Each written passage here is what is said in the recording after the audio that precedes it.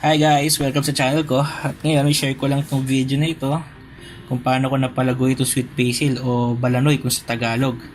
Dito may kita natin kung paano ito paramihin, especially kung sa isang condominium kayo nakatira. So going back lang ng konti guys, no? From the start, tatlo pa lang talaga yung mother plant niya. Nabili pa namin siya, I think sa QC Memorial Circle. So out of 3, naparami ko na siya. So ngayon, 8 na. So I recommend na start na kayo sa plants instead sa seeds. Kasi mahirap talaga ito lalo na kung sa condominium kayo nakatira. Ngayon share ko sa inyo kung anong steps yung ginawa ko para dito. So first, try nyo i-cut using yung scissors nyo or shears. Make sure lang malinis yung shears nyo, no? Pwede rin kayong gumamit ng disinfectant kung kailangan.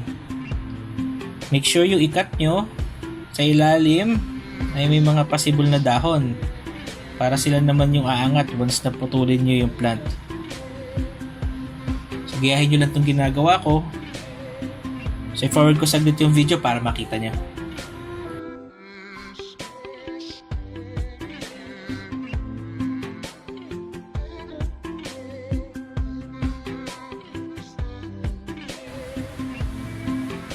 By the way, siya nga pala si Tayo, yung pusa namin. Named after dun sa Tayo, the little bus. Pinangalanan siya ng anak ko. So baka naamoy niya yung basil, kaya tinry niyang tingnan kung ano. Siguro tayo ko na lang siyang introduce sa mga future videos ko.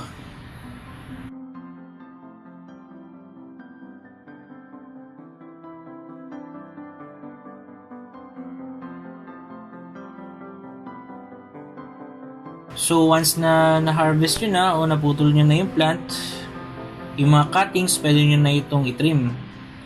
So tanggalin nyo lang yung mga dahon sa ilalim. Saka huwag nyo mong itapon, ha, if ever na may marami kayo nakuha, pwede pa itong gamitin sa pagluluto. Linisin nyo lang na mabuti bago gamitin.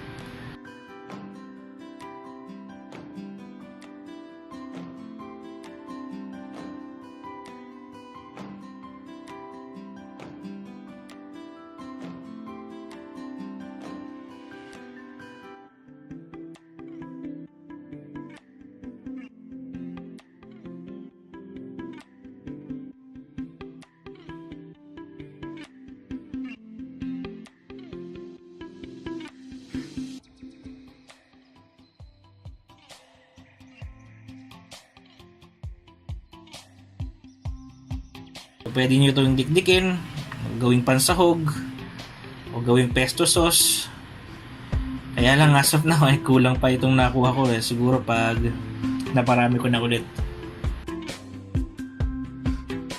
Ngayon, once natapos nyo na itong itrim, tulad ng mga ito, pwede nyo na itong ilagay sa mga bote na may tubig. I recommend yung mga ganito sana para mas madaling makita pag nagkaroon na sila ng root system. Make sure din palitan yung tubig once in a while.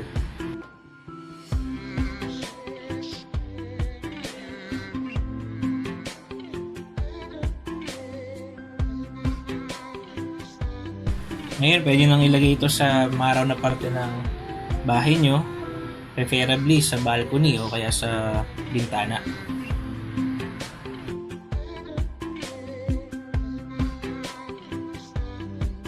Ngayon, kung hindi naman kayo tinatamaan ng direct sunlight, especially kung nasa condo kayo, nandun kayo sa madilim na part ng condo, ito yung ginagamit ko, grow light. Kasi di naman din kami tinatamaan ng direct sunlight. Maganda ito kasi pwede ko i-focus kung saan tatama yung ilaw. Saka 2 lights siya per unit. So ito yung setup ko dito sa bahay. Yung white grills, nakascrew siya. Tapos may nakalagay ding mga tray plus extension cord. So ito yung ginagamit ko tuwing gabi para sa mga halaman ko.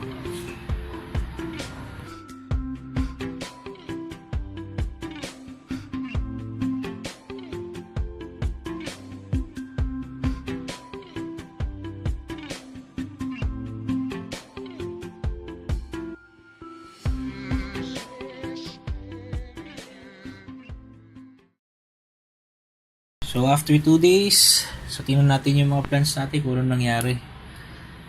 So far naman mukhang healthy yung mga leaf system nila.